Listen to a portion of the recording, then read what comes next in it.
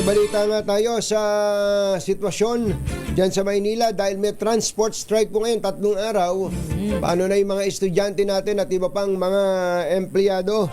Meron na bang mga suporta mula sa pamahalaan para sa masasakyan nila? RH29, Boy Gonzales, coming boy!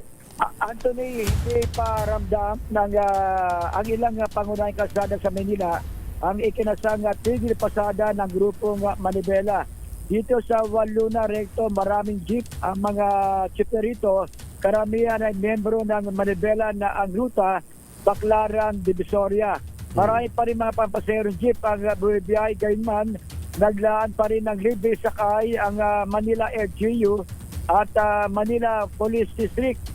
Ipapakalat ng Manila Disaster Risk Reduction and Management Office ang dalawang 10-wheeler truck, isang mobile truck at pickup, habang isang truck rin at mga mobile patrol mula naman sa Manila Police District. Ayos pala yung mobile unit ng Manila Police no? Maganda eh. Oo, maganda. Oo. At para umalalay sa mga pasero, particular dito sa Blumentritt, Rizal Avenue, sa Punta Santa Ana at Nagsahan, na posibleng maapektuhan ang tigil pasada dahil sa ilan sa mga membro ay Manibela at dito ang ruta.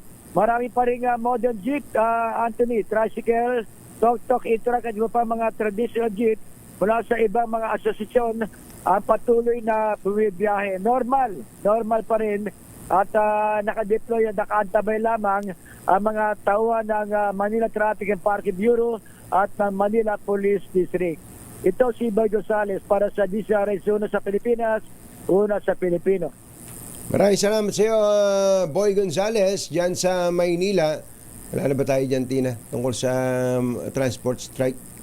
Wala nang situationer. Baka dun sa, ang kadalasan dyan sa, dito sa area ni Ediel, marami dyan. Sa Baclaran area, marami din dyan. At sa Quezon City. Sa Quezon City, titingnan natin. Si Val Gonzales, wala pa rin? Wala pa. Hindi na. Sarado ng Tindahan. tindahan.